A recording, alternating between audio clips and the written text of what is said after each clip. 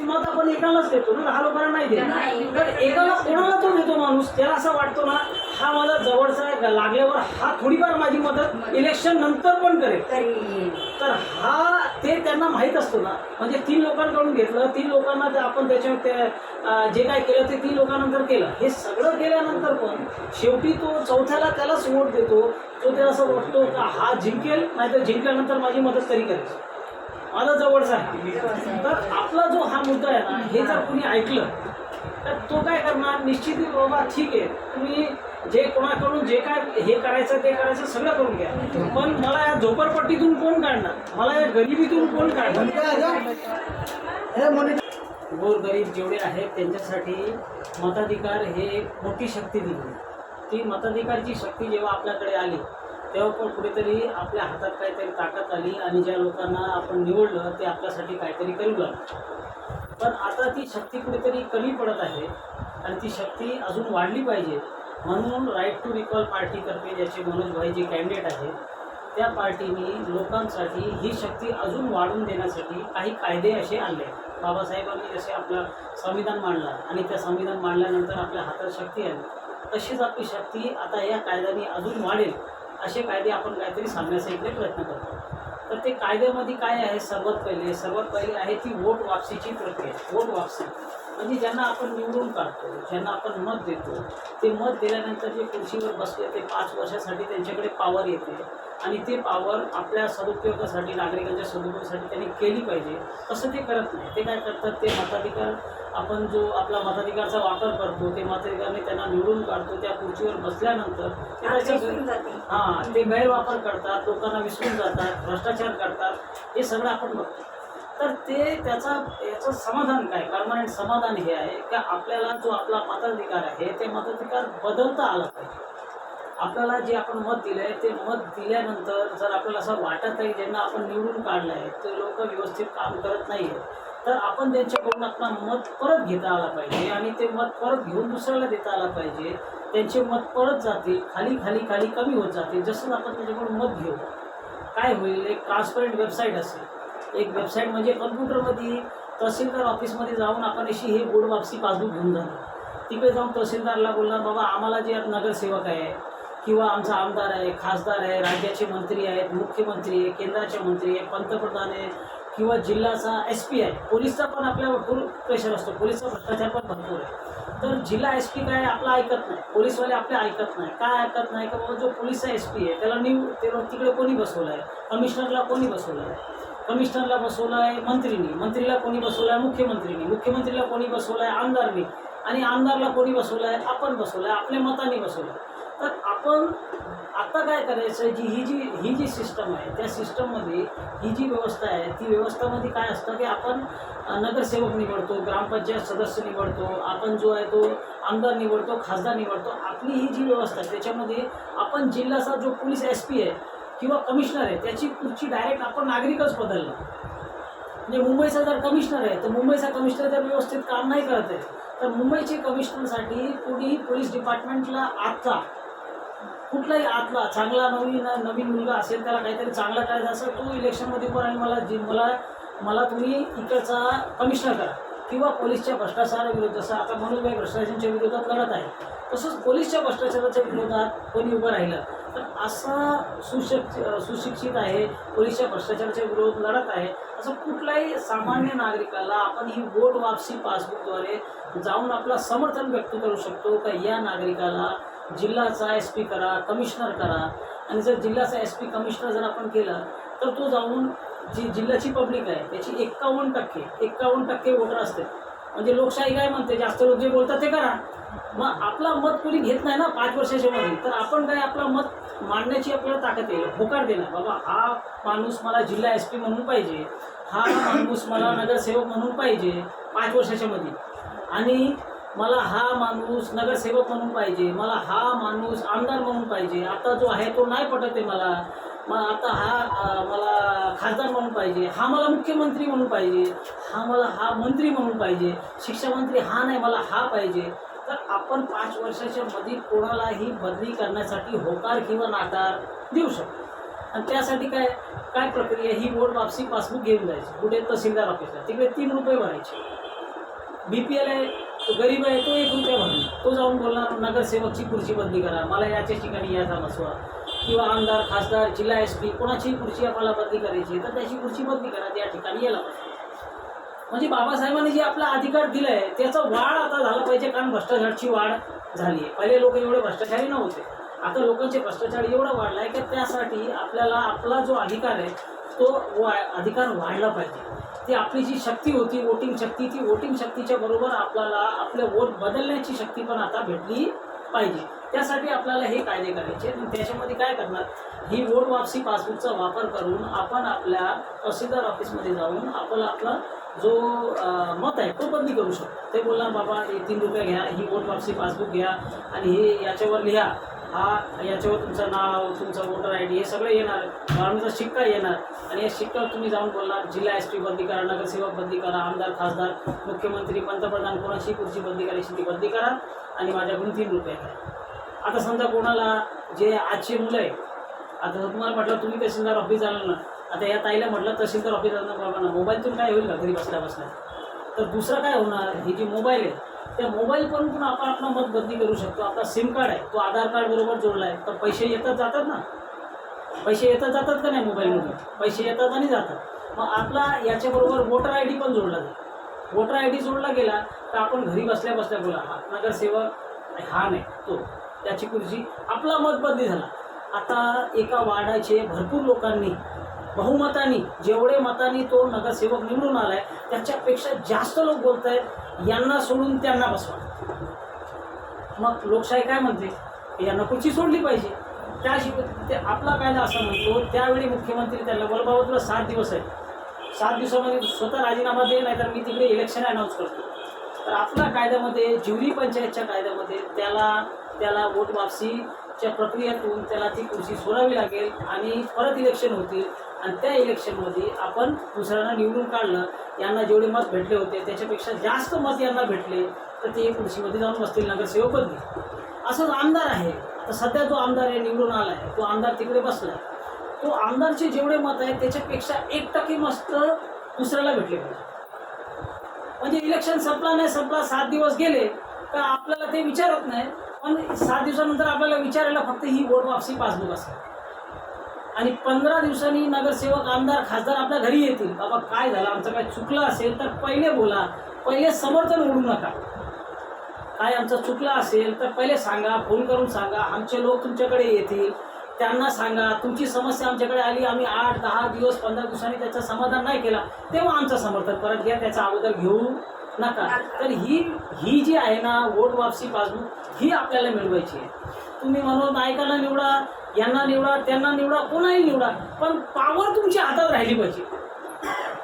ज्यांना निवडायचं त्यांना निवडा, पण पावर तुमच्या हातात शेवटी राहिली पाहिजे. जर पावर आपल्या हातात आहे तर आपण कोणाचीही खुर्ची बदली करू शकतो. तो माणूस जो निवडला आहे तो आपोआप तुमच्याकडे येऊन व्यवस्थित काम करण्याचा शपथ घेईल आणि करणार.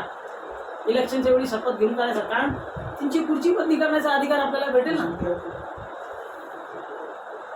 नहीं करते ना, वो भी कर लेंगे, क्या को टेंशन है, लाइव देखने वाले अपन बढ़ा देंगे ना, आप टेंशन क्यों ले, तुम्ही काय टेंशन घेऊ नका. नाही आमदार तर नगरसेवक तुम्हाला बनवलं, मुद्दा असा आहे, मी नाही बनवणार, मुद्दा बनवेल. ही वोट वापसी पासबुक नागरिकांना ही आवडेल, मी नाही. ऐसे मुद्दे लाइव चले जाएंगे. अरे आप चिंता मत कीजिए, लाइव भी चले जाएंगे, आप टेंशन क्यों लो. तो अभी क्या करना है कि ही जे आहे ना ही वोट वापसी पासबुक आपल्याला पावर देईल. काय पावर देणार का आपण नगरसेवक, आमदार, खासदार, मुख्यमंत्री, राज्याचे मंत्री, केंद्राचे मंत्री, पंतप्रधान कोणाची खुर्ची 5 वर्षाच्या मध्ये बदली करू शकतो. आता मेन काय आहे, लोकांना गरिबी त्रास देते. गरिबी जी आहे ना, लोकांकडे पैसे नाही, पैशांचा हेवा असेल ना, पैशांचा हेवा आहे ना ते परवडत नाही. सगळं असेल पण थोडासा सगळा त्रास आहे, पण पैसा असेल ना तर कुठेतरी म्हणजे असं भरपूर उन्हाळा आहे तर त्याच्यामध्ये कुठेतरी हवा चालते असं वाटतं, जरा गारगार हवा. तर आपलं पहिले पैसे वाचतील कसे हे भ्रष्टाचार विरोधात झालं. आपल्याला खुर्ची करण्याची अधिकार झाला ना, त्यानंतर ते भ्रष्टाचार करण्याची हिंमत करणार नाही. त्यानंतर आपले पैसे कसे वाचतील. आता सर्वसामान्य जे लोक आहेत, गोरगरीब लोक आहेत, त्यांचे पैसे कुठे जातात, मुलांच्या शिक्षणमध्ये जातात. आता प्रायव्हेट स्कूल आहे किती महाग आहे, ते प्रायव्हेट स्कूलचे खर्च जर आपण करायला गेलो तर आपलं पूर्ण आयुष्य त्याच्यामध्ये जातं. त्यावर कोणी आजारी पडलं तर आजारी पडल्यामुळे मग तर अजून गेलं, नाहीतर गव्हर्नमेंट हॉस्पिटल केमध्ये राऊंड मारत बसा, मग सायनमध्ये राऊंड मारा, मग त्याच्यामध्ये काय आहे ते मी पण बघितलं, तुम्ही पण बघितलं. आणि हे जे दोन असतं, ही दोन गोष्ट याच्यावर आमची पार्टीने काय निदान दिलं आहे, काय समाधान दिलं आहे, ते समाधान असं आहे का जिल्ह्याचा जो शिक्षा अधिकारी असतो, जो गव्हर्नमेंट स्कूल चालवतो, तो गव्हर्नमेंट स्कूल जी आहे ती गव्हर्नमेंट स्कूल व्यवस्थित चालली पाहिजे. ती गव्हर्नमेंट स्कूल व्यवस्थित चालली का गोरगरीब जे आहेत ना ते आपल्या मुलांना गव्हर्नमेंट स्कूलमध्ये टाकतात. आता गव्हर्नमेंट स्कूलमध्ये सगळी शिक्षा व्यवस्था चालवणारा जिल्ह्याचा शिक्षा अधिकारी आहे आणि राज्याचा जो शिक्षा मंत्री आहे तो दोघे वोट वापसीमध्ये असतात. त्याची पुढची पब्लिक डायरेक्ट बदली करू शकते. मग तो जो आहे तो व्यवस्थित म्हणजे गव्हर्नमेंटचे स्कूल आहेत, म्युन्सिपल स्कूल आहेत, त्यांना व्यवस्थित चालतं. तर जिल्ह्याचा शिक्षा अधिकारी कोण उभा राहू शकतो इलेक्शनमध्ये? तर कुठलाही शिक्षक, कुठलाही प्रिन्सिपल, रिटायर्ड असेल, कामावर असेल, गव्हर्नमेंट असेल, प्रायव्हेट असेल, जर त्याचं जिल्ह्यामध्ये नाव आहे, तो शिक्षणासाठी काहीतरी करतो, लोकांचा त्याच्यावर नाव विश्वास आहे, तर असा कुठलाही माणूस 8, 10, 15, 12 जिल्ह्याचा शिक्षामंत्रीसाठी आणि जिल्ह्याच्या आपला राज्याचा शिक्षामंत्रीसाठी आणि जिल्ह्याचा जो आहे शिक्षा अधिकारी याच्यासाठी इलेक्शनमध्ये उभा राहू शकतो. निवडणुकीमध्ये उभा झाला, आपण ही वोट वापसी पासबुक घेणार, नाही तर मोबाईल फोन आहे, त्यातून आपला समर्थन व्यक्त केलं. आता जिल्ह्याचा 10 लाख लोक आहेत, 5,10,000 51% लोक असं म्हटले की याला शिक्षा अधिकारी करा. म्हणजे लोकशाही झाली का नाही? बाबासाहेबांनी जे सांगितलं का लोकशाही ती इम्पॉर्टंट आहे, म्हणजे जास्त लोक जे बोलतात ते करा. मग जास्त लोक काय म्हणतात, याला शिक्षा अधिकारी करा, याला जिल्ह्याचा कमिशनर करा, नाहीतर डॉक्टर, कुठला डॉक्टर उभा राहणार, कुठल्यासाठी? जिल्ह्याचा चिकित्सा अधिकारी. जेवढे गव्हर्नमेंट हॉस्पिटल आहे ते गव्हर्नमेंट हॉस्पिटल कोण चालवतो? जिल्ह्याचा चिकित्सा अधिकारी आणि राज्याचा स्वास्थ्य मंत्री. तर स्वास्थ्य मंत्री वोट वापसीमध्ये डॉक्टर लोक त्यासाठी उभं राहतील, किंवा जो जिल्ह्याचा चिकित्सा अधिकारी त्यासाठी पण डॉक्टर उभं राहतील. आणि हे डॉक्टर इलेक्शनमध्ये उभं राहिले तर त्यांना आपल्याला काय करायचं? त्यांना आपल्याला समर्थन द्यायचं. तर त्यांना आपण समर्थन देऊन देऊन देऊन 51% लोक जर म्हणतात या डॉक्टरला त्या खुर्चीवर बसवा, तर तो डॉक्टर जाऊन बसेल. आणि तो पण तिकडे प्रामाणिक असला पाहिजे. एकदा बसला का खुर्ची त्याच्या बापाची नाही झाली. आपण काय करतो, जेवढे लोक इलेक्शनमध्ये उभे आहेत ते राहतील तसेचे तसेच. आपण कधीही आपला मत जो आहे तो फिरू शकतो, आणि मत फिरवला तर मत फिरून फिरून कधीही त्याची खुर्ची बदली करू शकतो. मग जिल्ह्याचा शिक्षा अधिकारी झालं, जिल्ह्याचा चिकित्सा अधिकारी झालं, जिल्ह्याचा कमिशनर झालं, राज्याचे मंत्री झाले, नगरसेवक झाले, त्याची खुर्ची या वोट वापसी पासबुकनी बदलता येईल. म्हणजे ही ओरिजिनल ताकद आहे, ही जी पॉवर आहे, ही पॉवर आपल्याला घ्यायची. आणि ती पॉवर देण्यासाठी मनोज भाऊ इलेक्शनमध्ये येतो. हे एवढा लहान मुद्दा नाही आहे, हे खूप मोठा मुद्दा, हे पॉवरचा मुद्दा आहे. हे सगळे जे आपल्यावर अन्याय अत्याचार चालतात, कारण तर सगळी पॉवर त्यांच्याकडे आहे. ती पॉवर जी आहे ना ती वाटली गेली पाहिजे. यांच्यामध्ये सगळ्यांमध्ये पॉवर व्यवस्थित वाटली गेली आणि पॉवर सगळ्यांकडे आली तर ही समस्या एकदमच संपली. ती पॉवर त्यांच्याकडे काय, त्यांची खुर्ची मुडी आहे. ती खुर्ची आहे ना, ती खुर्ची बदलण्याची ताकद ज्यांच्याकडे येते त्यांचं ऐकतात, आपलं नाही ऐकत. ती खुर्ची बदलण्याची ताकद तुम्ही तुमच्याकडे घ्या, संपला विषय. एवढी काही कठीण समस्या नाही आहे. पण याला आणण्यासाठी असे कमीच लोक इलेक्शनमध्ये उभं राहतात, असे लोकांना आपल्याला निवडून काढायचं. तर ही वोट वापसीची प्रक्रिया झाली. जे तुम्हाला शिक्षा अधिकारी बदलता येईल, शिक्षा मग तुमचे जे मुलांना शिकवण्याचे पैसे ते वाचतील. मुलांना प्रायव्हेट कोचिंग क्लासमध्ये टाकण्याची गरज नाही, प्रायव्हेट स्कूलमध्ये टाकण्याची गरज नाही. तर त्याचे पैसे जे आहेत ना प्रायव्हेट स्कूलचे ते वाचतील. आणि प्रायव्हेट स्कूल काय करतील, ते आपोआप आपला रेट कमी करतील. सगळे तिकडे चालले, कुठे? मग BMCच्या स्कूलमध्ये चालले, मग राजकीय जे शाळा आहे त्याच्यामध्ये चालले, मग कुठे आमच्याकडे येत नाही, ते पण रेट कमी करतील. आता गव्हर्नमेंट हॉस्पिटल आहे ते व्यवस्थित काम करू लागले, मग कोणी जाणार तिकडे? 50,000 एंट्री गेली का 50,000 रुपये बोलतात ना, आत शिरला भरा 50,000. काय करायचं ते नंतर बघू, पहिले 50,000 भरा. तर गव्हर्नमेंट हॉस्पिटल जर व्यवस्थित चालले, म्हणजे हे सगळे जे आहे, तर जो जिल्ह्याचा चिकित्सा अधिकारी असतो ना त्याची खुर्ची आपल्याला बदलण्याचा अधिकार भेटला. तो सगळे गव्हर्नमेंट हॉस्पिटल व्यवस्थित चालले. आपल्यातला कुठला एक डॉक्टर आपण निवडून त्या खुर्चीवर बसवायचा.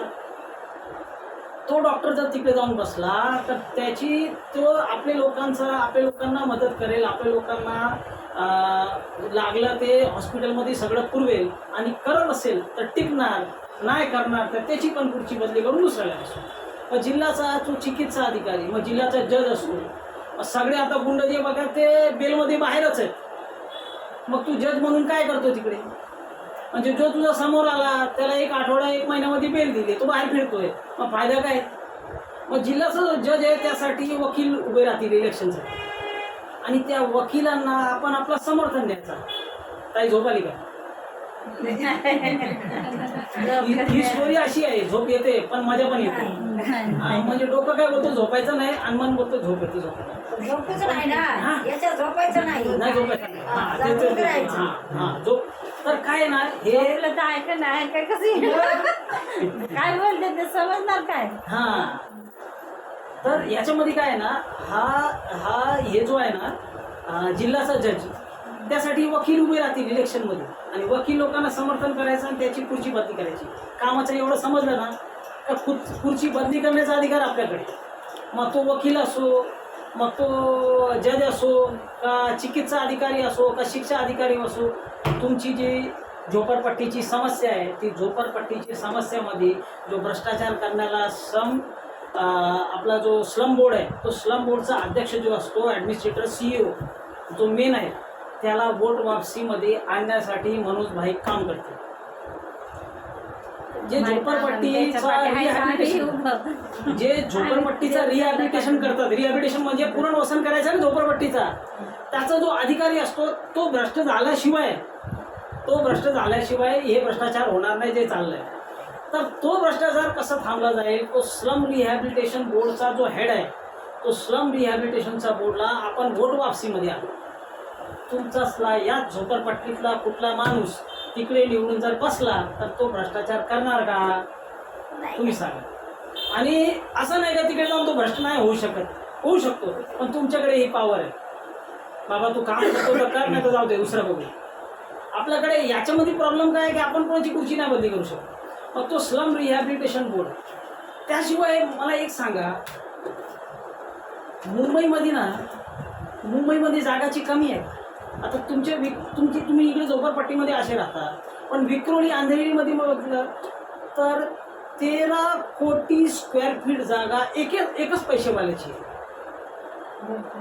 गोदरेजची. तिला कोणी दिली? इंग्रजांनी. का? इंग्रजांचा चमचा होता म्हणून. 13 कोटी स्क्वेअर फीट जागा ती तिच्याकडे तशीच आहे, तो त्याचा वापर करत नाही. BMCकडे जागा आहे, राज्य सरकार आहे त्याच्याकडे जागा आहे, आणि केंद्र सरकारची पण महाराष्ट्र मुंबईमध्ये भरपूर जागा आहे. ती जागा कोणाची आहे? आजच्या डेटमध्ये म्युन्सिपल कॉर्पोरेशनची आहे, राज्य सरकारची आहे, आपला पंतप्रधानची आहे किंवा केंद्र सरकारची. पण नागरिक कुठे आहेत? आम्ही कुठं आहोत? अहो, आमच्या बापदादांनी ही चळवळ चालवली 47 मध्ये, आणि ही आझादी आली. आम्हाला काय भेटलं? काहीच नाही. मग ही ज्यांनी हा देश घडवला, ज्या लोकांनी आपलं जीव दिलं, आपलं बलिदान दिलं, त्या लोकांचा वाटा आहे याच्यामध्ये, या जागामध्ये. आणि तो वाटा आपल्याला काही कायद्यातून सिद्ध करून घ्यायचा आहे. झोपाली का ताई? नाही ना. आपल्याला तो कायदा जो आहे, काही कायदे असे आणायचे आहेत, ते अधिकार सिद्ध झाला पाहिजे, प्रगट झाला पाहिजे, समोर आला पाहिजे. आणि असे आपण 2 कायदे आणले. 2 कायदे कशासाठी आहेत? एक आहे गव्हर्नमेंटच्या जागासाठी. आता गव्हर्नमेंट म्हणजे काय? आम्हीच बनवलं ना गव्हर्नमेंट, सरकार आम्ही बनवली, आमच्या मताने झाली ना, आम्ही नोटीस केली ना. मग ते सरकारची जेवढी जागा आहे ती आपली जागा आहे. सरकारचे मालक आम्ही आहोत. सरकारला मत दिले, टॅक्स दिलं, तुम्हाला पॉवरमध्ये आणला, तुम्हाला त्या खुर्चीमध्ये बसवलं, तुम्हाला आम्ही बसवलं ना. ते बसवलं आहे, ते बसवण्याची जी ताकद आहे, ताकद आम्ही लावली, आमचे पैसे आहेत, आमचा मत आहे, तर ती जागा पण आमची आहे. तर ती जागा लोकांना भाड्यावर द्या. सरकारी जमीन जेवढी सरकारी जमीन आहे, ते म्युन्सिपल कॉर्पोरेशनकडे असेल, राज्य सरकारकडे असेल किंवा केंद्र सरकार असेल, ती जागा जर भाड्यावर गेली तर अशी जागेचा भाडा सगळ्या नागरिकांना भेटला पाहिजे. ती जागा जेव्हा मार्केटमध्ये येईल तर अशी जागा आल्यावर काय असतं ना, जेव्हा उन्हाळा येतो तेव्हा आंबाचा भाव काय असतो? 50 रुपये, 40 रुपये, 60 रुपये, आणि आता घ्यायला गेलं तर 200 रुपये. सीझन नाही ना. जेव्हा हा कायदा येणार ना तेव्हा मार्केटमध्ये जेवढा गव्हर्नमेंटची जागा आहे ना ती अशा त्याचा सीझन येईल. सीझन अशी जागा सुटत बसेल ना मार्केटमध्ये, ती जागा भाड्यावर दिल्यावर एवढी जागा मोकाट जागा भेटेल का जागाची किंमत 80% कमी पडेल. आता 80% जागाची किंमत कमी पडली तर त्यानंतर एवढे बिल्डर तयार होतील ना, मनोजबाई पण बिल्डर होतील. का तयार होतील? जागा एवढी स्वस्त आहे. बिल्डिंग बनवायची म्हटलं ना, तर बिल्डिंग बनवण्यासाठी सर्वात जास्त काय लागतं? सर्वात जास्त लागतो जागा जी आहे ती महाग आहे. बिल्डिंग बनवायला वरचा जो पार्ट आहे ना त्याला याला पैसे नाही लागत, जागा घ्यायला पैसे लागतात. मग जागा जी आहे ना ती 80% त्याची जेवढे कॉन्ट्रॅक्टर असतात, जेवढे कॉन्ट्रॅक्टर बिल्डरच्या खाली काम करतात ना सगळे बिल्डर होतील. जागा एवढी स्वस्त पडेल. आता समजा सीझन येईल, जो येऊन तिकडे फ्लॅट विकतोय, तुमच्या जागेवर कधी पण फ्लॅट भेटू लागेल आणि सगळे आपले स्वतःची खाजगी जागा घेतील आणि खाजगी घर बनवतील आणि एवढे काय म्हणतात एवढे फ्लॅट्स होतील, चाळ्या होतील, घर होतील का घरांची किंमत 50% खाली पडेल. मग स्लम रिहॅबिलिटेशन बोर्डची गरज पण लागणार नाही. झोपडपट्ट्यासाठी सरकार पुनर्वसन करणार याची गरज लागणार नाही. फक्त ती जी जागा आहे सरकारकडे, ती जागा त्यांनी भाड्यावर सोडली पाहिजे, त्यांनी धरून ठेवली आहे. आणि ते मोठे मोठे जे पैसेवाले आहेत ना त्यांनाच ती जागा देतात. असेच गोदरेजला ती जागा देऊन ठेवली आहे. जर झोपडपट्ट्या संपवायच्या आहेत तर त्यासाठी पहिले काय पाहिजे, जेवढा गव्हर्नमेंटकडे जागा आहे, म्युन्सिपल कॉर्पोरेशनकडे जागा आहे, राज्य सरकारकडे जागा आहे, केंद्र सरकारकडे जागा आहे, ती जागा भाड्यावर सुटली पाहिजे. जेव्हापर्यंत ती जागा भाड्यावर सुटत नाही तेव्हापर्यंत महाराष्ट्रामध्ये, मुंबईमध्ये, देशभरातमध्ये जागा जी आहे ती मोकाट जागा भेटणार नाही. भरपूर जागा सरकारकडे अशी पडली आहे जी त्यांनी भाड्यावर सोडली पाहिजे. तर भाड्यावर ती जागा सोडली, त्यानंतर जी प्रायव्हेट जागा आहे, प्रायव्हेट जागा, जसं आपलं अंधेरी विक्रोलीमध्ये गोदरेजचा एक्झाम्पल दिला, असेच बरेच लोकांची जागा पूर्ण मुंबईमध्ये प्रायव्हेट लोकांची खाजगी जागा आहे, त्यांनी ती जागा त्यांच्याकडे ठेवली. आणि बरेच असे लोक आहेत यांना चळवळनंतर 46च्या चळवळनंतर त्यांनी ती जागा विकत घेतली आहे. आता ती वाईट पैशाची आहे, ब्लॅक पैशाची आहे, त्याच्यावर मी नाही पडत, पण त्यांच्याकडे एवढे पैसे आहेत की त्या पैशाने त्यांनी 20-20 हजार फ्लॅट करून घेतले. 20-20 हजार फ्लॅट आहेत त्यांच्याकडे. त्यांच्याकडे मोकाट जागा 500-500 कोटीची आहे. त्यांच्याकडे शेत आहेत, त्यांच्याकडे बंगले आहेत, त्यांच्याकडे गोडाऊन आहेत आणि ती सगळी त्यांनी काय करून ठेवले, ती अशी रिकामं ठेवतात. आता ती काय पैशाची असेल मला नाही माहीत, मी एवढं जाणकार नाही. ते कुठले पैसे त्यांच्याकडे आहेत ते त्यांनी एवढी जागा घेतली आहे आणि त्याचा वापर पण नाही करत. अशी जेवढी रिकामी जागा आहे ती सगळी रिकामी जागावर रिक्त भूमी करचा कायदा लागेल. आता रिक्त भूमी करचा कायदा काय म्हणतो, तुमच्याकडे खाजगी जागा आहे, तुमची आहे, स्वतःची आहे, आणि तो फ्लॅट आहे, ती जागा आहे का गोडाऊन आहे का काय आहे, तुमचं जे काय असेल त्याचा वापर करता का? वापर नाही, ते बंद पडले. मग 1% मार्केट व्हॅल्यूने टॅक्स भरा आणि ते GST रद्द करून येणार. आता GST रद्द झाली पाहिजे, ते व्यापारी लोकांना जास्त आवडतं, आपण काही एवढे नाही आहे. आता यांचे लेवलचे जे लोक आहेत त्यांना जमेल बाबा GST रद्द झाली पाहिजे, तर GST रद्द होईल आणि त्याच्या ठिकाणी काय येणार, रिक्त भूमी कर.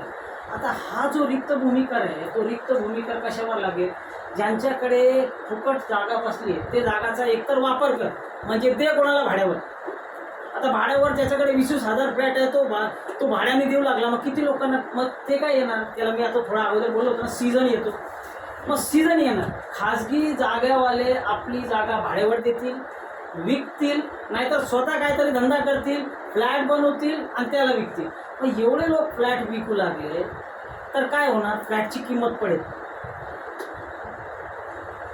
आंबा विकायला जर 2 माणसं आहेत तर ते ठरवतात 100 के नीचे नाही बेचणे का, झालं. आता तिकडे विकणारे 50 असतील तर कॉम्पिटिशन होईल, ते भाव पडेल. मग जेवढे रिक्त भूमिकारचा कायदा काय म्हणतो, तुमच्याकडे जेवढी जागा आहे ना ते जागाचा तुम्ही गोडाऊन करा, फ्लॅट करा, चाळी करा, काहीही करा, त्याचा वापर करा. वापर करत नाही तर मार्केट व्हॅल्यूचा 1% भरा आणि नाही भरलं तर काय करणार, तर जो रिक्त भूमिकाचा ऑफिसर आहे तो येणार आणि तो येऊन ते मार्केट व्हॅल्यूने 1%, आता कोणाची 500 कोटीची जागा आहे, ती 500 कोटी जागेवर 1% त्याच्यावर टॅक्स लागला तर 5 कोटी वर्षाचे भरावे लागतील त्याला. तो 5 कोटी भरण्याचा अगोदर बोल बाबा मी काय करतो, याला भाड्यावर काढतो, नाहीतर बिल्डिंग बनवून विकून टाकतो, नाहीतर मी स्वतः वापर करतो. आणि या सगळ्या कंडिशनमध्ये आपल्याला ती जागा, कोणाला गोरगरिबांना ती जागा वापरायला भेटेल. तर हे म्हणतं रिक्त भूमिका झालं. आणि त्याच्याबरोबर गव्हर्नमेंटची पण भरपूर जागा आहे. ती गव्हर्नमेंटची जागा भाड्यावर येण्यासाठी खनिज मुनाफा बटवाराचा कायदा, खनिज मुनाफा बटवारा त्याच्यामध्ये दिलं आहे, हे बघितलं ना तुम्ही. त्याच्यामध्ये खनिज मुनाफा बटवाराचा कायदा आहे. आणि हे खनिज मुनाफा बटवाराचा कायदा काय म्हणतो, तर जेवढी सरकारी जागा आहे ना, तो म्युन्सिपल कॉर्पोरेशनची असू द्या, राज्य सरकारची असू द्या, केंद्र सरकारची असू द्या, अशी जागा तुम्ही भाड्यावर द्या, विकायची नाही. कारण ती पब्लिक प्रॉपर्टी आहे, सगळी नागरिकांची, त्याला भाड्यावर द्या. आता भाड्यावर दिल्यावर त्याला घेऊन मनोजबाईसारखे लोक बिल्डिंग बनवतील. आता एवढे लोक बिल्डिंग बनवू लागले, प्रायव्हेट जागेवर पण बिल्डिंग, गव्हर्नमेंट जागेवर पण बिल्डिंग, झोपडपट्ट्या राहतील का हो? मग आम्हाला श्रम रिहॅबिलिटेशन बोर्ड जो आहे, जो हे सगळं पुनर्वसन करतो, तो पुनर्वसनचा जो अध्यक्ष आहे त्याला वोट वापसीमध्ये घेऊन, पण आम्हाला बेसिकली झोपडपट्टी नकोच आहे. हे 2 कायदे आले ना, खनिज मुनाफा बटवारा आणि रिक्त भूमिकर, असे हे 2 कायदे आलेत ना, तर जेवढी गव्हर्नमेंटची जागा आहे ती गव्हर्नमेंटची जागा भाड्यावर भेटेल. आणि रिक्त भूमिकर कायदा आला तर जेवढी प्रायव्हेट खाजगी जागा पैशावाल्यांची आहे ती सगळी मार्केटमध्ये येईल आणि जागाचा सीझन येणार. अशी एवढे लोक विकायला बसतील ना, तर 80%ने जी जागा आज समजा कुठेतरी 1 कोटीची आहे ती 20 लाखाची भेटेल. 80%ने किंमत कमी होईल जागाची. मनोजभाई बोलते 2 बिल्डिंग नाही बनवतात, हे मनोजभाई बनायगे ना, तर 2 बिल्डिंग ते स्वतः बनवतील. मग ते एवढे बिल्डर होतील की ती जागाची किंमत कमी पडेल, फ्लॅटची किंमत, दुकानची किंमत. कोणी मुलगा शिकला नाही शिकला, एक धंदा टाकून आपलं जीवन त्याचा लाईफ जाईल त्याच्यामध्ये. पण लोकांना तेवढा त्रास राहणार नाही. त्याच्यापेक्षा काय, हे खनिज मुनाफा बटवारा ही जागा तर आणली, पण त्याच्याबरोबर काय आहे, फक्त त्याच्यामध्ये जागाचं भाडं नसेल. एक खनिज माहिती आहे सगळ्यांना, खनिज दगड असतो, मग रेती असते, मग लोखंड असतो, मग कोळसा असतो. कोणाचा बापाचा आहे का? नाही. हे सगळे नागरिकांचं आहे. मग हे कुठे जातो, लिगली इलिगली सगळी याची चोऱ्या होतात. आणि मोठे मोठे माणसं आहेत ते त्यांचा हे सगळं लुटत आहे. हे तुमची माझी सगळ्यांची प्रॉपर्टी आहे. हे सगळं जे आहे त्याचा जो पैसा आहे तो एक ठिकाणी गोळा झाला पाहिजे. तो कलेक्ट करणारा एक अधिकारी असेल राज्य लेवलवर आणि केंद्र लेवलवर. खनिज अधिकारी, त्याचं नाव काय असेल? खनिज अधिकारी. तो खनिज अधिकारी काय करणार, राज्याचा जेवढा कोळसा आहे, जेवढा लोखंड आहे, जेवढी रेती आहे, जेवढी माती आहे, हे सगळ्यांचा पैसा जे लोक त्याचा हे करतायत, खनन करतायत, यांच्याकडून लिलाव करून तो पैसा घेणार आणि तो पैसा एक ठिकाणी जमा करणार. असा केंद्राचा असेल तो सगळं देशभराचे पैसे एक ठिकाणी गोळा करणार. त्याशिवाय जेवढं सरकारची जागा आहे ना, 47 नंतरची जागा सरकारने ढाकून ठेवली आहे, सगळी जागा लोकांची, जी म्युन्सिपल कॉर्पोरेशन, राज्य सरकार, केंद्र सरकारकडे आहे, ती सगळी जागा भाड्यावर दिल्यानंतर ते पैसे. आणि त्यानंतर एक सांगा, तुमचे पैसे मी घेतले, यांचे पैसे घेतले, यांचे पैसे घेतले, 10,000 रुपयाचा शेअर विकला, मनोजभाई कोण पण पैसे घेतले आणि मी फॅक्टरी टाकली, यांच्याकडे पण पैसे घेतले, मी फॅक्टरी टाकली. आता सांगा, तो फॅक्टरीचा फायदा मी तुम्हाला दिला पाहिजे का नाही दिला पाहिजे? तर एक सांगा मला, जेवढी मोठी मोठी कंपनी आहेत, ती BSNL झाली, MTNL झाली, अशी मोठी मोठी कंपन्या जी आहेत ती आपलं हे काय म्हणतात ते HP आहे, BP आहे, भारत पेट्रोलियम आहे, हे सगळं जे यांचा जो पैसा येतो तो पैसा कोणाचा आहे? सगळे नागरिकांचा आहे ना. तुमचे टॅक्सचे पैशाने ती कंपनी बनवली गेली आहे. मग त्याचा जो प्रॉफिट येतो तो कोणाला भेटला पाहिजे? आणि आमचा वाटा आहे, तो वाटा आम्हाला भेटला पाहिजे का नाही? भेटला पाहिजे ना. तो एक वाटा, तो सरकारी जमीनचा भाडा, तो जेवढा खनिज आहे त्याचा पैसा तो.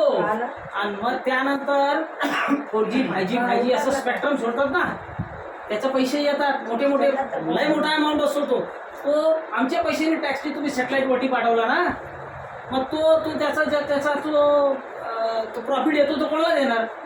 तो अधिकारी त्या अकाउंटमध्ये जमा करणार आणि तो वोट वापसीमध्ये असणार. तो पण सेटिंग करू शकतो ना, आजचे अधिकारी सेटिंग करतो, मग तो पण करू शकतो, पण तो वोट वापसीमध्ये. देशाचे आदिवासी, गोर, गरीब, कुठेही राहणारे ज्यांना 20 रुपये दिवसाचे नाहीत ते पण त्याची खुर्ची बदली करू शकतील. हो.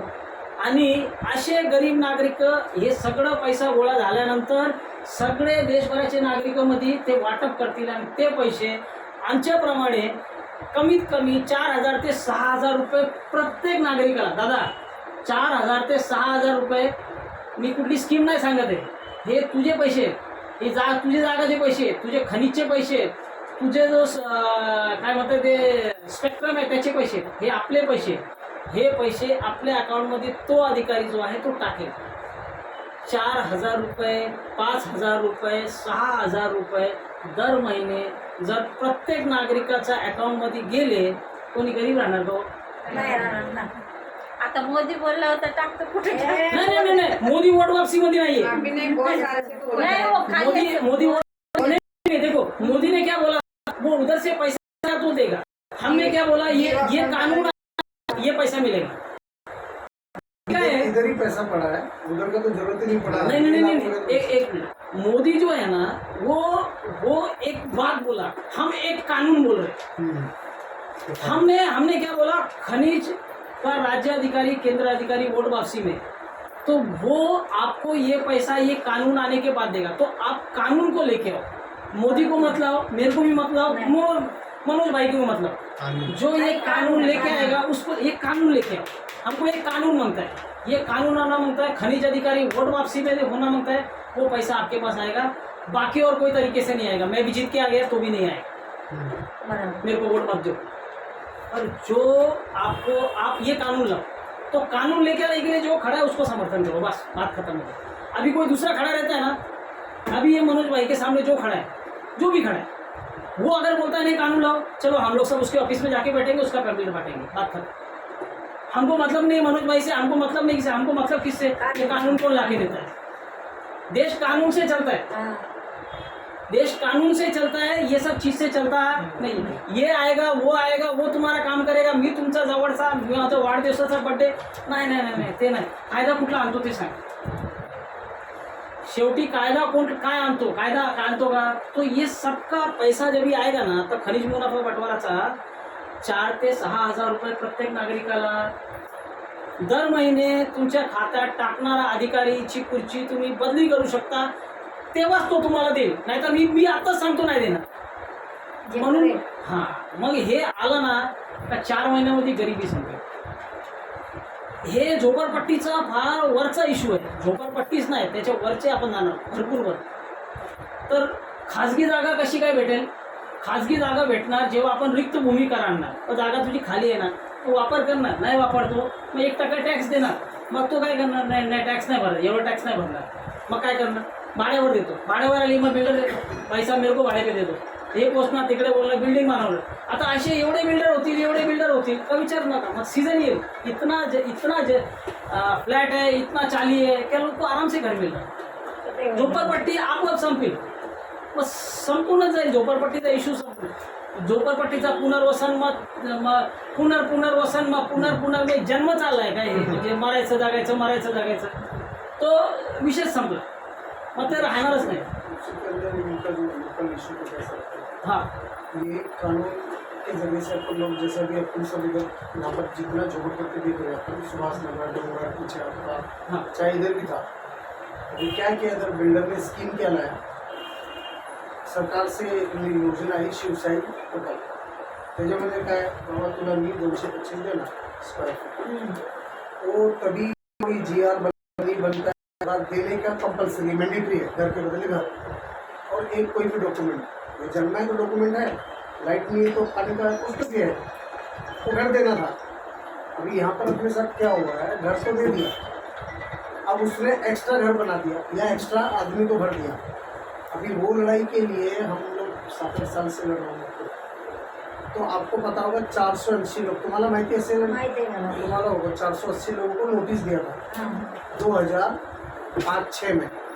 उनको इतना कोर्ट से प्रेशर लाया कि उनको खाली करो. 10 साल रहने के बाद, 12 साल रहने के बाद खाली करा.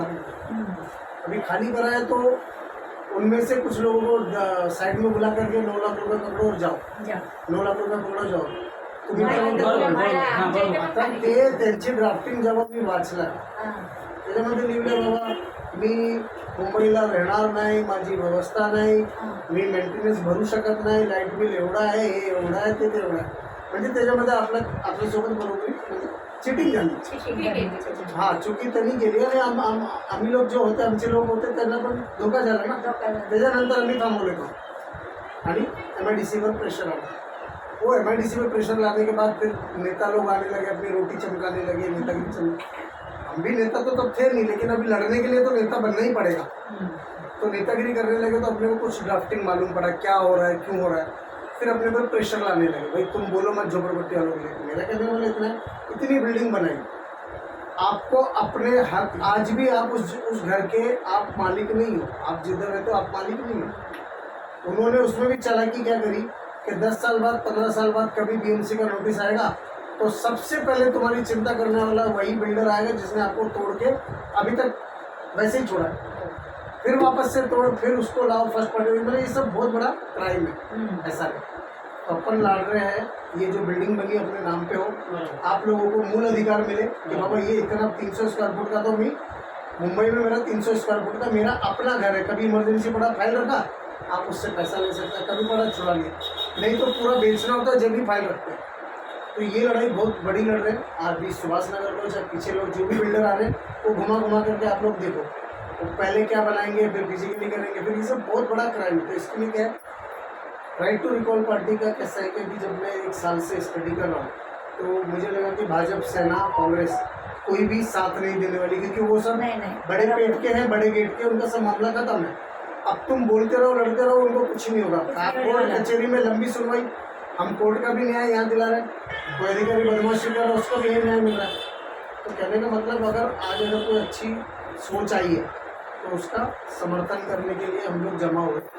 अब आपको एक एक आदमी को किस तरीके से अपने जो 4-5 मुद्दे मिलने से 30 कानून है, दुनिया कानून जीतने के बाद बोलती है मला तुम्ही एक बार विन करा, त्याच्यानंतर बघा करतो मी मी हे करणार है, गवर्नमेंट से कानून लाके देगा, कुछ नहीं करतो बट कुछ नहीं करेगा। हम लोग क्या कर रहे हैं, पहले ड्राफ्टिंग है, पहले कानून है, पहले आप समझ लो। अब ये रिक्त भूमि, ये जो अभी अपना खंबा का है खनिज मुनाफा, ब्रिटिश टाइम से कितने लोगों को जमीन अलॉट कर दी हेक्टर के हिसाब से, साल का 1 रुपया, साल का 1 रुपया, और आप पानी खरीद के लाओगे तो आपको 50 रुपया महीने का। तो वो 1 रुपये के अंदर इतनी हेक्टर जमीन पे कितना माल निकल रहा है, जबकि वो जमीन मेरी, भारत मेरा है, देश मेरा है, खनिज मेरा है। बाबा साहब ने लिखा है कि भाई जो संपदा है वो सबका अधिकार है। तो उसके ऊपर तुरंत आप घर का, गाँव में खेती करो, कुछ घर बनाने के लिए जाओ, तुरंत सरकार को खबर लगती है 6 मीटर का कुछ मिला वो उसका, म्हणजे 6 मीटर तक तो कुछ नहीं। ये ब्रिटिशों ने क्यों किया था कि भाई आज भी ब्रिटिश आपके ऊपर राज कर रहे हैं, और तभी उन्होंने आइडिया लगाया कि भाई ऐसा बोल देते हैं, ऐसा कानून बना देते हैं। तो एक कानून लचर व्यवस्था के लिए आज की जनरेशन आप लोगों ने उठना होगा। अभी वो बता दिया उसने कि भाई ये आपका जितना भी निकलेगा हमारा, कि उनको पता था इस देश के अंदर बहुत सोना है, बहुत पैसा है, बहुत खनिज है, बहुत तेल है, बहुत भंडार है, क्योंकि ये देश आर्थिक तौर पे या सभी तौर पे समृद्ध था। तो वो आज भी लूट हो रही है, उसके अंदर हम लोग चुपचाप बैठ रहे, हमारे सामने कई कंटेनर भर के जा रहे हैं, ये दगड़ है काय नहीं, अरे वो तुम्हारा है। तो हम लोग उस चीज़ के लिए बोल रहे हैं, पानी लूट रहा है, मिट्टी लूट रही है, अरे थोड़े दिन के बाद चाहिए तो हमारी ऑक्सीजन भी लूटेगी। तो अभी आज की तारीख में हमारे जो राहुल चिन्मय मेहता जो इसका संस्थापक है पार्टी के, जिन्होंने सोच रहा है, वो खुद इतना हाईली है कि मेरे को लगता नहीं भारत के अंदर कोई भी पॉलिटिकल पार्टी का कोई बंदा उनको कंपैरिजन में होगा। साइंटिस्ट वो है, लॉयर है, इंजीनियर है, मतलब जो बॉस ऐसा रहेगा तो टीम कैसी रहेगी। हमारे पास जितने भी जो वर्कर, जितने भी हम लोग जो इसमें काम कर रहे हैं, जो पार्टी को सदस्यता ले रहे हैं, वो यही सोच के ले रहे हैं कि उनको कोई कुछ देने वाला नहीं है, लेकिन उन्होंने परिवर्तन लाने की जिद है, क्योंकि इतना धोखाधड़ी अपने साथ हो रहा है। और ये तो अभी पता ही नहीं कल अगर राइट टू रिकॉल को हम लोग कैसे ला पाएंगे, कांग्रेस, बीजेपी, सेना ये नहीं ला के देंगे, क्योंकि उनका काम हो चुका है। अब उनकी 200 कम से कम 30 पीढ़ी तो उतना माल बनाए कि 30 पीढ़ी तुम लोग रोड पे रहो, वो लोग रहेंगे। तो ये अभी समय है, क्योंकि आने वाले टाइम में बहुत जल्दी परिवर्तन की ज़रूरत है, इस देश की ज़रूरत है राइट टू रिकॉल। मैं भी जब 1-1.5 साल से सुन रहा था, जब तक यही समझ रहा था है क्या, उसी के ऊपर हम सब लगभग हिंदू ही है, बौद्ध, जैन और हम लोग सब आते हैं। हमारे धर्म को भी एकदम से खत्म हो गया, किसी को एक जगह पर बैठने नहीं दे रहे, तो उसके लिए भी यहाँ पर व्यवस्था है और वो की व्यवस्था कहीं पर भी नहीं है। तर हे जे आहेत ना, आता याशिवाय कोर्ट आहे, ज्युरी कोर्ट. ज्युरी कोर्ट आता कोर्ट आहे. आता तुम्ही एक सांगा मला की देश आपला आहे, आपण जज जो आहे तो कारमध्ये फिरतो, त्यामध्ये राहतो, त्याला मोठी पगार आहे, तर त्याला खुर्चीवर आपल्या पैशाने तिकडे बसला आहे, तर त्याची खुर्ची बदली करण्याचा आपला अधिकार नसतो का?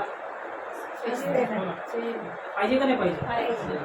तर जजची खुर्ची बदली करण्याचा अधिकार नागरिकांना थेट भेटला पाहिजे, सरळ. त्यासाठी वकीलच फक्त इलेक्शनमध्ये उभं राहतो. पुन्हा म्हणजे जिल्हा कोर्ट आहे तर त्याचं 5 वर्ष प्रॅक्टिस केलेला वकीलच उभा राहतो. हायकोर्ट आहे, सुप्रीम कोर्ट आहे, 10 वर्ष प्रॅक्टिस केलेला वकीलच इलेक्शनमध्ये उभा राहतो. आपला त्यांना निवडून काढायची आणि त्यांच्या खुर्ची बदली करायची ही डायरेक्ट शक्ती आपल्याला भेटेल.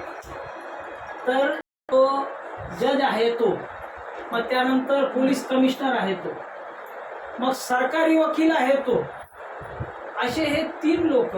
त्यांच्यासोबत एक अजून पद असेल, नवीन पद आम्ही बनवलं आहे, त्याला आपण ज्युरी प्रशासक असं म्हणतो. ज्युरी प्रशासक म्हणजे जो कोर्टामध्ये सगळी व्यवस्था बघणार नागरिकांसाठी. आता नागरिकांच्या कोर्टामध्ये काय काम आहे? काही भरपूर पैसे कमवते. बोलून या, सावधान बोलून या, बोलून या जाऊन. प्राइवेट स्कूल में हाँ, ये बेचो वो बेचो, फीस नहीं हो तो सब हम तक जैसे लोग फेस करते बराबर. हैं।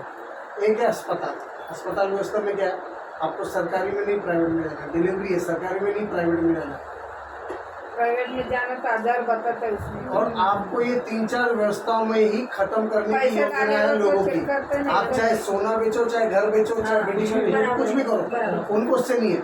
मगर एक बार ये कानून और ये संस्था और ये पार्टी से जो इनके विजन है, तो जो इनका सोच है, अगर वो देश में आ गई तो हमको इससे 4 महीने में गारंटी बोलते हैं छुटकारा मिल सकता है, जब एक ताकत बन जाएगी, सब लोग साथ आ जाएंगे। बराबर. चुनाव लड़ने का मतलब नहीं कि मैं भाजपा का हूँ कि मैं वहाँ का हूँ। नहीं। हमको कौन मदद कर रहा है? जो आपकी आवाज़ बन रहा है, वो राइट टू रिकॉल बन रहा है, बराबर. और आपको निस्वार्थ एकदम भाई राइट टू रिकॉल का आपने समझा क्या है क्या नहीं, वही हिसाब से जो यहाँ बात हो रही है वही आगे है और वही आपके पास होनी चाहिए। बराबर. इसमें बिल्कुल एकदम निर्णय साफ है। तर आता काय आहे ना, करो बात करो. काय बोललेली मला काय सकाळ झोपून नाही केलं मी उचलच नाही. उनका बात बोलते हैं. अभी देखो हम लोग समझ जाते हैं, बाहर जाए बाल कितने महंगा है, तेल कितने महंगा, हम लोग जो खरीदते हैं हमको मालूम पड़ते हैं, आदमी नहीं खरीदता, हमको आदमी को कुछ मालूम नहीं पड़ता. महंगाई कम करने का काम आदमी क्या मतलब बोलते हैं, मैं इतना पगार ला तो तू क्या किया, आदमी बोलते हैं ना वैसा. अभी लोग के लिए हम लोग जितना दिए, लोग भी सोचने चाहिए घर भी कौन है, पैसा वाला कौन है. अब वो गरीबी कैसे दूर हो सकती है वही हाँ बना। वही ऐसा. महंगाई कैसा कम करने का, हाँ वही चाहता है ना, मेहनत कैसे मैं वही करो. बताता ना कैसे कम होगा महंगाई कैसे कम. एक तो पहले भ्रष्टाचारियों पे वोट वापसी लेके, हाँ. एक बात हो गया. दूसरा क्या, अभी जैसा बोला ना कि सीजन आएगा, सीजन जब भी बहुत सारे लोग एक ही सामान बेचने लगते हैं ना, तो कंपटीशन होता है. ये भी बेच रहा है, वो भी बेच रहा है, वो भी बेच रहा है, वो भी बेच रहा है, बहुत सारा दुकान खुला है वही चीज़ बेचने के लिए. अभी सबको एक बराबर रेट बराबर रखना पड़ेगा. अगर रेट थोड़ा भी बढ़ाएगा तो फिर माल बिकने वाला नहीं है. तो बहुत सारे लोग बेचने को मार्केट में कभी आएंगे जब बहुत सारे धंधे खुलेंगे. नहीं आपका दुकान थोड़ा बड़ा हो जाएगा ना, अब मैं बड़ा करके देता ना, मैं 2 मिनट छोटा हो जाऊंगा आपका. मैं 2 मिनट बड़ा कर देता दुकान. हाँ वैसे होता है ना, हाँ ऐसे ही होता है. मैं बताता ना. वो वही बता रहे हैं। अभी हाँ। जैसे अभी अपन वहाँ आप सब्जी वाली दुकानों पे जाते हैं, हाँ. आपको क्या लग रहा है कि वो अब आप समझो महंगाई कहाँ से हो रही है? एक तो आप इनवाइट कर रहे हो महंगाई को, एक तो वो लोग जो ला रहे हैं, बीएमसी वालों को खिलाना है, गुंडे को खिलाना है, पुलिस को खिलाना है, इसको खिलाना है, ये सारे इसके अंदर आ गए। हाँ. एक ही मिनट में लॉक, लोग. दुकान का भाड़ा या समझो रोड पे जो भी हफ्ता बांटना, तो इतना सब तो मतलब जो 3 रुपए का आइटम था वो तो 10 रुपए 12 रुपए तो हो गया, उसके अलावा वो अपना प्रॉफिट पकड़ेगा। तो अगर ये सारों की चाबी अपने पास थी राइट टू रिकॉल, तो ये सब भागने वाले और ये सब आके मतलब या तो कॉपरेट करो, रेगुलर करो, नहीं तो खत्म। तो महंगाई भी कम, जीएसटी का भी है, वही सब करना चाहते हैं। वही बताएंगे महंगाई के ऊपर ही बताएंगे। अभी देखो कैसा है, जितने भी भ्रष्टाचारी लोग हैं उनको क्या होता है ना, ऊपर से बोलते हैं। एक पुलिस वाला जो आपसे हफ्ता मांगता है, वो हफ्ता क्यों मांगता है, उसके ऊपर वाला बोलता है इतना लेके आना, कितना मांगता है। उसके ऊपर वाला मंत्री क्या बोलता है वो अधिकारी को कि इतना मांगता है, वो बीच में सुनाई दिया होगा 100 करोड़ महीने का आना मांगता है, 100 करोड़ रुपया महीने का, 100 करोड़ ये देश में अभी। तो वो ऐसा ये इतना कलेक्शन, और वो कौन करेगा? हाँ, अभी वो सब वो जमा करके लाएंगे। अभी हमको थोड़ा नीचे वाले लोग मांगने आते हैं, 100 करोड़ नहीं मांगेंगे तो 10,000 मांगेंगे, 5,000 महीने का, इधर गाड़ी लगाने का तो 5,000 रुपये महीने देने का। अभी वो आदमी वो भ्रष्टाचारी है, तो उसके ऊपर जब वोट वापसी आएगा ना, उसको कुर्सी बदली करने का पावर आएगा ना, वो नहीं मांगेगा ये सब बंद। उसके बाद में क्या है, उसको दंड देने का अधिकार किसको है? आपले को पुलिस वाले को। वो पुलिस वाला हाँ, तो पुलिस वाले को वोट वापसी में रखेंगे ना, पुलिस वाला हफ्ता मांगने वाले को बंद करेगा। उसके बाद में एक कानून और है जूरी कोर्ट, वो भी बताता हूँ, लेकिन अभी महंगाई पे स्पेसिफिक। अभी जैसा बोला आपके बहुत सारा जमीन है, बहुत सारा जमीन जब भी भाड़े पे मिलेगा, सरकार भाड़े पे देगा, और प्राइवेट लोग का बहुत सारा जमीन भाड़े पे आएगा, तो सस्ते में भाड़े पे जब भी जमीन आएगा तो बहुत लोग बिल्डर बनेंगे, तो फ्लैट का भाव गिरेगा, झोपड़पट्टी अपने आप गायब होएगा, सबको घर मिलेगा। तो ये कभी हुआ जब बहुत सारा जमीन मार्केट में अभी आपको जो खरीदने का है, आपको जो खरीदने का है, मेरे को जो खरीदने का है, कपड़ा खरीदने का, दवाई खरीदने का है, खाने का चीज़ खरीदने का है, इसको बेचने वाले अगर बहुत लोग हो गए तो उसको बेचने वाले अगर बहुत लोग रहेंगे तो रेट गिर जाएगा, और 2, 4, 6 लोग रहेंगे ना तो फिर उसका रेट बढ़ जाएगा। तो हमको क्या करने का है, हमको बहुत सारे लोग का धंधा चालू करने का है। एक ही चीज को बेचने वाले 50 लोग रहने मांगते हैं, 100 लोग रहने मांगते हैं, और भ्रष्टाचार नहीं। भ्रष्टाचार के लिए तो ये हो गया। और जब 100, 150, 200, 500 लोग बेचने वाले कभी रहेंगे, जब उतने लोग दुकान खोलेंगे, उतने लोग दुकान कभी खोलेंगे, दुकान तो बहुत महंगा है। तो जब ये खनिज मुनाफा बंटवारा का कानून और रिक्त भूमि, तो दुकान भी तो बनेगा, खाली घर थोड़ी बनेगा। तो बहुत सारे लोग दुकान खोलेंगे, अलग अलग चीज़ का दुकान खोलेंगे। जो चीज़ हमको चाहिए उसका बहुत सारे लोग बेचने वाले हो गए, तो बहुत सारे बेचने वाले जब भी रहेंगे तो फिर सबको कंपटीशन होएगा, तो ज़्यादा महंगा बेचेगा तेरा बिकेगा ही नहीं, तो फिर रेट गिरेगा। तो हमको जो दाल मांगता है, चावल मांगता है, गेहूँ मांगता है, तेल मांगता है, ये सब चीज़ को बेचने वाले बहुत लोग हो जाएंगे। जब बहुत लोग बेचेंगे तो रेट गिरेगा, एक बात हो गई। दूसरा, उसके बाद में ये बहुत लोग बनाने वाले भी होने चाहिए। अभी हम लोग रोज का कपड़ा पहनते हैं, घड़ी पहनते हैं, चश्मा पहनते हैं, हमको घर के लिए सब छोटा मोटा चीज़ चाहिए। ये सब चीज़ बनाने के लिए फैक्ट्री मांगता है, बड़ा बड़ा फैक्ट्री, बहुत सारा फैक्ट्री। बहुत सारे लोग फैक्ट्री कभी लगाएंगे जब भी जमीन मिलेगा। जमीन इतना महंगा, फैक्ट्री कैसा लगाएगा? मैं पूरी जिंदगी कारीगरी रहता हूँ, मेरे को सब काम आता है, पर मैं फैक्ट्री नहीं डाल सकता, मैं कारखाने नहीं डाल सकता, जमीन इतना महंगा है, गोदाम इतना महंगा है, किधर रखूँ सामान? तो जब जमीन सस्ता होगा तो बहुत सारी फैक्ट्री भी लगेगी, तो बनाने वाले भी बहुत हो गए, बेचने वाले भी बहुत हो गए। जब बेचने वाले और बनाने वाले बहुत रहेंगे तो खरीदने वालों को लोग सस्ता बेचना अपने आप शुरू करेंगे, महंगाई कम हो जाएगी। तो कोई भी चीज़ सस्ता करने का उसका सिंपल है कि उसका काला बाजारी बंद करो और उसको बनाने वाले बहुत पैदा कर दो। तो बहुत सारे बनाने वाले स्वदेशी रोजगार पैदा होने चाहिए, स्वदेशी कंपनियां होनी चाहिए। वो स्वदेशी कंपनियां जब बहुत सारे आइटम बनाना शुरू करेंगी, उनको सस्ते में ज़मीन मिलेगी, उनको इसको क्या बोलते हैं, पोल्यूशन बोर्ड से, फिर उनको जीएसटी वाले से, फिर पुलिस वाले से, नगर सेवक वाले से, ये सबसे धमकी मिलती रहती, पैसा दे पैसा दे पैसा दे। वो फैक्ट्री कैसा चलाएगा? तो उसको वो धमकी मिलना कभी बंद होएगा जब ये वोट वापसी आएगी।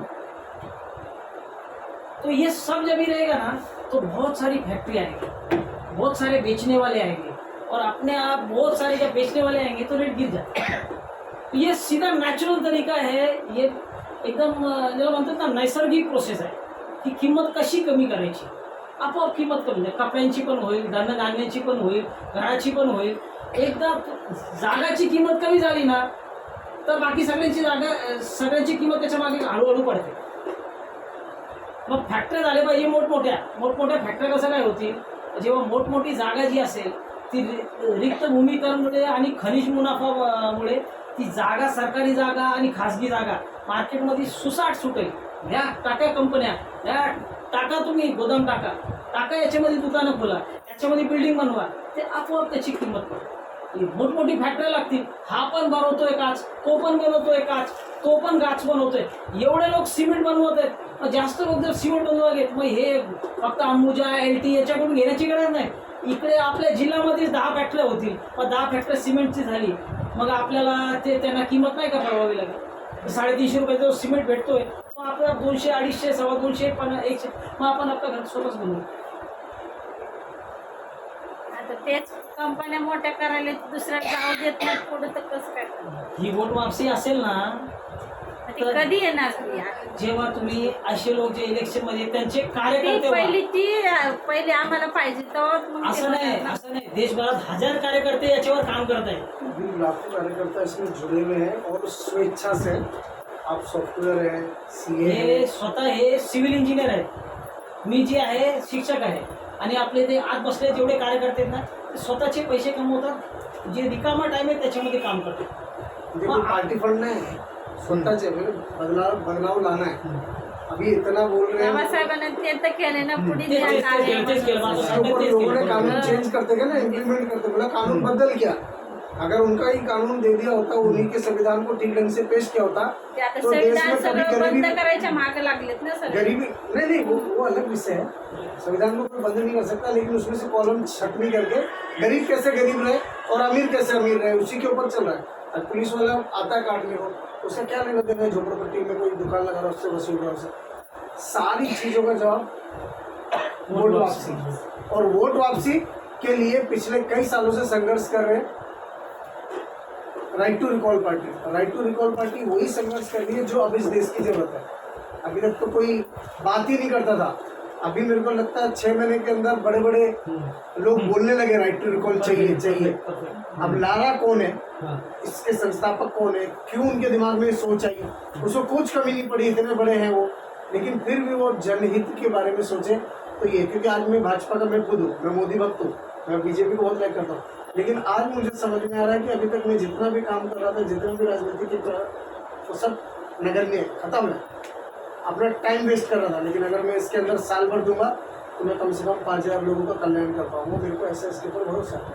और आप लोगों ने सबने राइट टू रिकॉल को जुड़ोगे, इसकी पहले इतना पर्चा दिया, उसमें स्टडी करो, इसकी जानकारी बढ़ाओ और अपने यहाँ पर राइट टू रिकॉल को इसके लिए मजबूत करो कि वो आपके घर की, आपके बच्चों की आवाज़ बन रही. मेरा कुछ नहीं, आपका कुछ नहीं, पूरे समाज की आवाज़ बन रही है राइट टू रिकॉल. उसके लिए हम लोगों को राइट टू रिकॉल का, तो अभी बोलेंगे, अभी आपने बोला पहले ये लाओ, पहले ये लाते तो देश में गरीबी होती नहीं. पहले आया हुआ बाबा साहब ने लाया. अब इसको खींच के कौन ला रहे हैं? कोई नहीं लाएंगे, क्योंकि वो उनके सबके पेट बड़े हैं. वो कैसे हाँ, पीछे बंद रहे, वो करने के सस्ता पीछे पड़ता है. चले ना वो लोग. अब ये महंगा पड़ वो रहा है ना, वो हम वो लोग आपको ना राइट टू देखते हैं. रिकॉल लाने हम नहीं बड़े देंगे. हो जाएंगे, बाकी सब तो उधर ही दे रहे यही हैं. तो हो रहा है. ऐसे मौका करते हैं ना. इसी को लाने की संघर्ष है. हाँ, अरे बाकी सब अगर अभी आज आपको ये मालूम नहीं हम पड़ता अच्छे है रहेगा बस वही. अभी अगर ये मालूम नहीं पड़ता आपको कि ऐसा भी कानून है जिससे सबका जन जन का कल्याण हो सकता है, पता ही नहीं था. अगर आज ये पता चल गया है तो अब आपको क्या करना है कि हाँ राइट टू रिकॉल हक है, आपका हक है. मेरे को हक मेरा ले सकता हूँ, खुद ले सकता हूँ. मनोज की भी जरूरत नहीं, किसी और की भी जरूरत नहीं. ये पार्टी सबको हक दिला रही है. और ये क्यों दिलवा रही है? जब आप इसकी ताकत बनोगे तो कानून अपने आप ले आएंगे. क्योंकि वहाँ पर जाने के लिए, कानून बनाने के लिए हम तो पहले कानून बना करके इसका प्रचार कर रहे हैं. हम कानून बनाए, उसको तो ड्राफ्टिंग दे रहे, उसी को तो समझा रहे. अब इसको ताकत कब मिलेगी? जब अपन संगठित होकर के राइट टू रिकॉल से जुड़ेंगे. अभी यहीं का कार्यक्रम देख लो आपके इधर. सिर्फ चुनाव के समय में, दीपावली के समय में साड़ी लड्डू मिठाई, इसी में पूरा, और बाद में पूरा. आप मतलब बोलने की जरूरत नहीं है. आप जाएंगे तो फिर किधर है, कौन है क्या है पता ही नहीं चलता है. वही लोगों को क्या चाहने का. एक बार अभी इतना बार उनको बड़ा के एक दूसरे का बस साथ देने का. इंग्लिश करून जाते सर दे. एक बार तो दूसरे को साथ अपने- देने इसी की. व्यक्तीवर झाली. अपने बच्चों को शिक्षा का, घर का, अपना सबसे पहले देखो घर बचाना. उसके लिए मैं लड़ रहा हूँ 7-8 साल से. अब मुझे ताकत भाजपा कांग्रेस में नहीं मिली, राइट टू रिकॉल में मुझे ताकत मिल गई है. अब मैं निश्चिंत हूँ कि मेरी लड़ाई आगे तक जाएगी और पूरे क्षेत्र के सिर्फ 5000 लोगों को नहीं, 50,000 लोगों को, अंधेरी का लोगों को इससे एक ताकत मिलेगी कि उसका कम से कम घर सरकार कभी छीन नहीं सकती है। बराबर। आज भी हम जिन घरों में रह रहे हैं वो छीनने की कगार पे है। ना मानो तो देख लेना आप, अभी 5 साल के अभी ये आने दो, 1.5 साल में वही 450 लोग खाली होंगे जिनका नोटिस आया था। गौतम नगर में कम से कम 100 लोग हैं। हमारा पहले गिरनगर में 4 रूम का दाम 2 रूम मिला है। 4 रूम 2 रूम कैसे गए? बहुत लोग ऐसा गया ये चैनल नहीं, पर जो भी- बिल्डिंग में रहते हुए लोगों को खाली कराने के लिए अभी इन्होंने रोका है। हम लोग जब वो आंदोलन किए तो इन्होंने सिर्फ दिखाने के लिए रोका है। उसमें ड्राफ्टिंग में लिखा हुआ सर तात्पुरती स्टॉप किया कार्य, म्हणजे अभी जैसे वो सरकार में आ गए हैं, जैसे दोनों भी कोई आओ, कांग्रेस आओ, सेना आओ, ये आओ, वो आपको घर से बचाने वाले नहीं है। नहीं, बघा, किसी तुम्हाला का कोई वाच- नहीं बचा पाए। नहीं वाच कभी बचाएगा, कभी जब आपका स्लम रिहैबिलिटेशन बोर्ड उसका जो हेड है, जो साइन मारने पे घर वापस लेंगे, या मुख्यमंत्री स्लम रिहैबिलिटेशन बोर्ड का हेड रहता है मुख्यमंत्री। हम लोग मुख्यमंत्री को वोट वापसी में लेके आएंगे। मुख्यमंत्री की कुर्सी बदली करने का ताकत झोपड़पट्टी में रहने वाले हर एक नागरिक को होगा।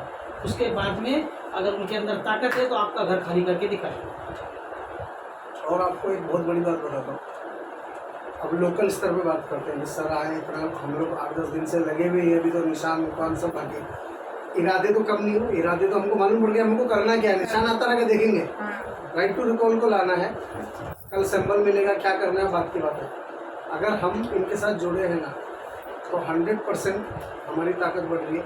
और मेरे पास जैसे अभी बाकी लोग लास्ट टाइम बात है, अभी समझो रैली निकली, 200-500 मिले, किसी को क्या लालच, किसी को क्या लालच, उसको क्यों दे रहा है वो आपको लालच? 1000-2000 रुपये एक के ऊपर खर्चा कर रहा है कि बाद में 5 साल आप उसको कुछ बोल नहीं पाओगे। फिर उसको कितनी बेईमानी करनी है, कितना लूट करना है, क्योंकि आप एक बार बिक गए हो। हम आपको वही ताकत दे रहे हैं कि आपको बिकने की जरूरत ही नहीं। एक बार टाइट हो गए तो सारे न्याय अपने आप ही मिल जाएगा। अभी अब मेरी ताकत कौन है? आप लोग। अगर मैं मेरी बात जन जन तक पहुंचा सकता हूं तो आप लोगों के जरिए पहुंचा सकता हूं। आप लोग अभी नया है, अगर आप ये समझ गए घर घर पहुंच गए, वो लाखों रुपए खर्च करने दो, लेकिन आपको पता है आपके पास वोट वापसी ताकत है। वो उसको लाखों रुपए खाने दारू में खर्च करने दो, आपको पता है कि नहीं इसी से मैं सबको लाइन पे ला सकता हूँ। तो इसको देख करके जुड़ो आप। आज नहीं तो कल आने वाला साल हम लोग का ही है। ये क्या है, ऐसे लोग इलेक्शन में खड़े नहीं होने मांगते, उसके लिए वोट वापसी। अभी कैसा है, इलेक्शन से पहले थोड़ा बहुत बांटा, इलेक्शन के टाइम पे बांटा, इलेक्शन के टाइम पे 50 लाख 60,000 रुपया खर्चा किया, 1 करोड़ तक खर्चा किया, उसके बाद 25 करोड़ बनाने का, 25-50 करोड़, अभी कितना पता नहीं, मेरे को उतना दिमाग नहीं करना। तो अभी क्या है कि इतना 25-50 करोड़ बनाने को मिलेगा, इसके लिए 1 करोड़ 2 करोड़ खर्चा किया ना। जब उसको मालूम पड़ेगा किसी भी ऐसे आदमी को कि 3 महीने बाद तो लोग मेरे को हटा देंगे, तो मैं 2 करोड़ काय को लगाऊं? मेरे को ऐसे धंधे में पड़ने का नहीं, ये धंधा है हाँ। और इसमें नुकसान शुरू हो गया। अभी ये कि वोट वापसी आ गया तो ये धंधे में मेरा नुकसान हो रहा है। ये धंधे में इन्वेस्टमेंट नहीं करने का, मेरे को इलेक्शन में नहीं खड़ा होने का। वो इलेक्शन में नहीं खड़ा होगा, ऐसे लोग इलेक्शन में मानते ही नहीं, कौन खड़े होंगे? आज बहुत छोटे छोटे बाबा साहेब अम्बेडकर है जिनको संविधान का अच्छा नॉलेज है, वो देश के लिए अच्छा कर सकते हैं, और वो इलेक्शन में कौन इतना पैसा खर्चा करेगा, किधर से इतना पावर आनेगा? तो कोई नगर सेवक के इधर बैठ के कलम चला रहा है, कोई बैठ के एमएलए के इधर कलम चला रहा है, उसके पीछे पीछे घूम रहा है। अरे बाबा, वो पढ़ा लिखा है, ये अनपढ़ है, उसको बैठना मत है कुर्सी पे, उसको एक पत्र लिखने को नहीं होता है। ऐसा आदमी इलेक्शन में खड़ा होएगा, और जो उसका जो पैसे वाला है ना, तो बोलेगा ये धंधे में नुकसान है, मैं नहीं खड़ा होता। मैंने इलेक्शन के टाइम पे 1 करोड़ खर्चा किया, इन लोगों ने मेरे को 2 महीने 4 महीने में उतार दिया, दूसरे को बैठा दिया, मैं तो नुकसान में गया, फंड का पैसा ही नहीं आया। बाकी दूसरा कमाई जो करने का था कोई देता नहीं, बोलता है कुर्सी बदली हो गई तो दूसरे के पास में पावर चला जाएगा, तेरे को बैठाने का। वो इलेक्शन में नहीं, ऐसे लोग इलेक्शन में खड़े नहीं होंगे। पढ़े लिखे लोग जिनको कितना पगार मिलेगा, 60,000 में मेरा घर चलता है, 50,000 घर चलता है, 40,000 में घर चलता है, मेरा अपना धंधा है, उसमें घर चलता है, इसमें से 1 रुपया नहीं मांगता है पब्लिक के सेवा के लिए, वो आदमी टिकेगा। नहीं तो सब सिस्टम के बाहर जितने भी लोग हैं, ऐसे लोग सिस्टम में टिकने वाले ही नहीं। तो सिस्टम में हम लोग इनको ही रख सकते हैं। मुंजी भाई है क्या? आए होंगे तो आणि बघ ते तुला ना 5 वर्षानंतर तुला समजेल दिला पाहिजे होतं का नाही? 1 महिन्यात आम्ही आपण पाहतो, आम्ही एक कायदे आणणार, तर आम्ही नम्रता म्हणून नमस्कार करणार, पण वोट मागण्यासाठी नमस्कार करणार नाही. आमचे हे जे कायदे तुला आवडत असेल तर कार्यकर्ता बन, नाही आवडत असेल नको कार्यकर्ता बन, तुझी मर्जी. हे आपल्या भविष्यासाठी आहे, आपल्या देशाच्या भविष्यासाठी आहे. ते खूप चांगलं आहे, हा, हे नाही आला ना तर आपला अजून मी देश पण सांगू का? बसणार नाही. खूप चांगलं आहे. अजून सांगू का? अजून पण बरेच काय असे 30 कायदे, 30 कायद्यातले मी फक्त 4, 5, 6 कायदे सांग जे एकदम तुम्हाला आवश्यक असे बरेच. आता मी ज्युरी कोर्टचा कायदा सांगितला, तुम्हाला असा अधिकार बसेल तर तुम्ही जजाबरोबर कोर्टामध्ये यायचं. यांचा केस आहे, यांचा केस आहे, हे ज्यांचं नाव मी घेत नाही, आमचे भाऊजी ते हे आहे आणि हे मनोज नाईक आहे, दोघांनी कोर्टामध्ये केस केली आणि हे दोघांची केस आहे. आता तुम्ही विचार करा, त्या कोर्टामध्ये हे जज बरोबर बसून केस ऐकून जर हे ठरवत असेल का कोण याच्यामध्ये अपराधी आहे तर काय होणार? त्याला आम्ही ज्युरी कोर्ट म्हणतो. सांगू ज्युरी कोर्ट? ज्युरी कोर्ट बताओ क्या? महंगाई कम हुआ कि नहीं? ऑफिस ऑफिस कानून आने के बाद महंगाई कम होएगा, अभी समझ में आ रहा है. हाँ समझ में आ रहा है सर, मैं बोल रहा लेकिन- हूँ वही। लेकिन ये आएगा कैसा? आएगा आप लोग से, आएगा हम लोग से। नहीं नहीं नहीं नहीं, हम लोग से कुछ नहीं जल्दी आएगा. आना आप लोगों से आएगा. चाहिए. आप लोग से वही बोल रहे हैं हम लोग। अभी आप इलेक्शन हो जाने तो 3 तारीख के बाद में बताएगा. कैसे हम लोग आएगा? का काम तो इलेक्शन तो हमारे लिए एक स्टेप है. जरिए है. हम लोग मेन काम ये कानून लाने का कभी करते हैं मालूम है क्या? इलेक्शन आने के बाद. तो इलेक्शन आने के बाद में बताएगा. लेकिन हमको अभी क्या चाहिए कि कौन हमारा साथ दे सकता है, जरा इलेक्शन के टाइम पे देख लेते हैं. भाई हमको ऐसे लोग चाहिए. आपको उधर से कुछ मिल रहा है ना किसी को, कभी ये बात का शर्म मत करना कि मैं उससे ले लिया, उसको वोट कैसे दूं. मेरे को वो बात नहीं। नहीं नहीं, जिसको मिलता है वो सब ले लो और बढ़ा के लेना, मेरे साइड से भी लेना. ठीक है? क्यों लेना मालूम है क्या? वो लोग बड़े के थोड़े नहीं, नहीं नहीं, नहीं, नहीं, मैं बता रहा ना, खनिज मुनाफा बंटवारा उन लोगों ने आपको नहीं दिया, वो आपका हक है, ले लो. ले लो। उन लोगों ने महंगाई डाल के आपको चूसा है, ले लो. जो लेने का है बिंदास ले लो. अपने वोट पे इतना कमा रहे ना लोग, फिर बराबर. तो लेकिन उसके बाद ये लफड़ा 5 साल में नहीं होना मांगता है. उसके लिए वोट किसको देने का आप सोचो. वही बोल रहे हैं ना सर, अभी इतने वो लोग को फायदे किया, कोई लाश हो तो उनको गए टाइम में फायदा हम लोग करना। उनके पीछे थे. हाँ गए साल में फिर- तो पिछले 3 साल को पहले, 4 साल को पहले। हाँ. और एक बात बोलता हूँ, हाँ अभी थोड़ा शॉर्टकट में बताता हूँ. हाँ हाँ ओबीसी का संविधान के हिसाब से बाबा साहब ने जो निर्णय दिया होगा, जैसे जो चुनाव लड़ने, ओबीसी कोटा बीएमसी ने रिजर्वेशन किया, भाई पिछड़ी जात वाले को भी आगे आने का या अपनी बात रखने का एक चुनावी प्रक्रिया में लाया. ये अपने संविधान के हिसाब से. तो ओबीसी, अभी मैं ओबीसी हूँ, मैं चुनाव नहीं लड़ पाया, सपोज करो अगला ओबीसी उसने पैसा फेंका, बोले इसने नकली ओबीसी का सर्टिफिकेट बनाया और इधर आके चुनाव लड़ा, और वो 2.5 साल के अंदर ये सारी तबाही मचाई. कौन सी? क्योंकि उसका 2-3 करोड़ रुपये खर्चा हुआ उस टाइम पर. ओबीसी सर्टिफिकेट, चुनाव लड़ा, फिर मेरे को लगता है 2017 के चुनाव में दबा के पैसा डाला, दोनों हस्बैंड वाइफ का सीट भी जीते हम लोग. हाँ। तो 5-1 करोड़ रुपये खर्चा हुआ होगा, ज़्यादा ही हुआ होगा. बाद में क्या किया उसने? जितना खर्चे उतना भी कमा बाद दिया। में क्या हुआ, 300-400 रूम बेच दिया फिर 2019 में लॉकडाउन में. तो उसने तो अपना कवरिंग कर लिया, घाटे में कौन हो आप. वही था ना। तो जो कानून को चोट मार करके वापस से कहते हैं कि मुझे वोट दो, ऐसे लोगों को वोट वापसी से गेट आउट करने की ताकत मेरे को मिलती है.